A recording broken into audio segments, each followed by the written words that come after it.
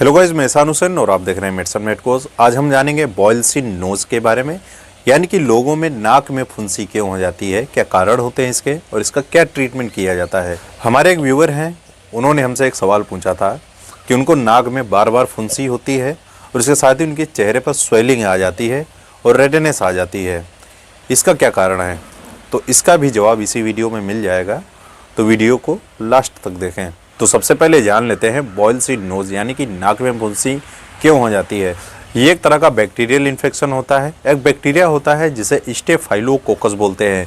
ये gram positive bacteria है। ये स्किन की सरफेस पर मौजूद होता है।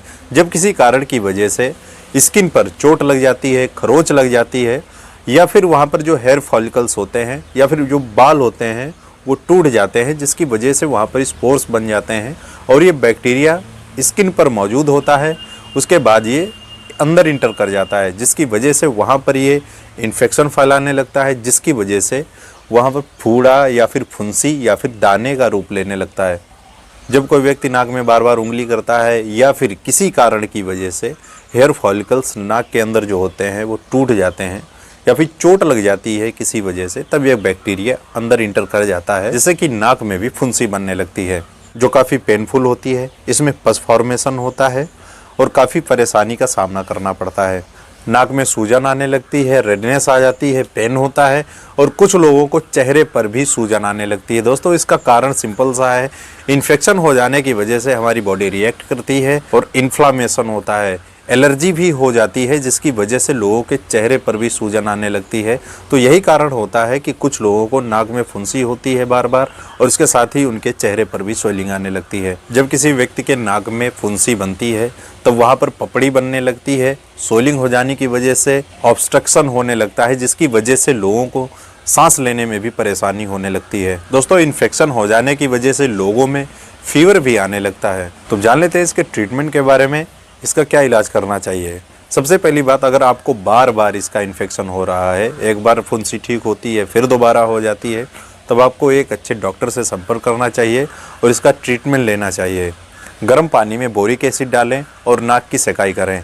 इससे सूजन कम होगी, रेडनेस कम होगी और दर्द में भी आराम मिलेगा। और इसके साथ ही एंटीसेप्टिक ऑइंटमेंट लगाना चाहिए, जैसे कि नियोस्पोरिन आता है, एक अच्छा एंटीबायोटिक, एक अच्छी एंटीसेप्टिक है। इसको फुंसी पर सुबह शाम लगाना चाहिए। जो इफेक्टेड एरिया है उसको पहले साफ कर लेना चाहिए, उसके बाद ही इस ऑइंटमेंट को लगाएं। अगर फुंसी में पस बन रहा है और ज़्यादा दर्द हो रहा है तब आपको अपने डॉक्टर के पास जाना चाहिए। डॉक्टर उस पस को निकाल देते हैं। नाक की सफाई करने के बाद इस पर एंटीसेप्टिक क्रीम लगाते हैं, उसके साथ ही एंटीबायोटिक मेडिसिन देते हैं। दोस्तों, एक बैक्टीरियल इन्फेक्शन है, इसीलिए इसको एंटीबायोटिक्स से ही ट्रीट करना चाहिए। एंटीबायोटिक्स दे सकते हैं, जैसे कि एमॉक्सिसिलिन 500 mg का एक कैप्सूल सुबह शाम खाने के लिए दे सकते हैं, या फिर सिप्रोफ्लॉक्सासिन टैबलेट आती है, इसको भी सुबह शाम खाने के बाद दे सकते हैं। ये सारी एंटीबायोटिक्स होती हैं, इनसे नाक में फुंसी ठीक हो जाती है। और इसके साथ ही दर्द के लिए एसाइक्लोफेनेक दे सकते हैं, डाइक्लोफेनेक दे सकते हैं, आइबुप्रोफेन दे सकते हैं। अगर फीवर आ रहा है तो फीवर को कम करने के लिए पैरासीटामोल दी जानी चाहिए। और इन मेडिसिन के साथ में एंटासिड या फिर पीपीआई मेडिसिन दे सकते हैं, जैसे पेंटोप्राजोल, एसिलाक, ये सारी चीज़ें साथ में दे सकते हैं। मल्टीविटामिन दे सकते हैं। अगर कोई पेशेंट बच्चा है तब ये सारी मेडिसिन बच्चे को सिरप या फिर ड्रॉप फॉर्म में दी जानी चाहिए। दोस्तों, रेगुलर नाक की सफाई करनी चाहिए, उसके बाद मलहम लगाना चाहिए, यानी कि क्रीम एंटीसेप्टिक लगानी चाहिए, एंटीबायोटिक लेनी चाहिए। 5 से 7 दिन तक लगातार ट्रीटमेंट करते हैं तो बॉयल्स इन नोज़ यानी कि नाक में जो फुंसी होती है वो ठीक हो जाती है। तो दोस्तों, आज के लिए इतना ही, मिलते हैं नेक्स्ट वीडियो पे। अगर आप इसके बारे में डिटेल में जानकारी चाहते हैं, ट्रीटमेंट के बारे में जानना चाहते हैं, अगर नहीं ठीक हो रही है तो कमेंट करके बता सकते हैं। इंस्टाग्राम पे मुझे फॉलो कर सकते हैं और मैसेज कर सकते हैं। आई होप दोस्तों आपको वीडियो पसंद आएगा तो इस वीडियो को लाइक करें, चैनल पर नए सब्सक्राइब जरूर कर लें और बेल आइकन को भी प्रेस कर लें, जिससे इनफॉर्मेटिव वीडियोस आपको हमेशा मिलते रहेंगे।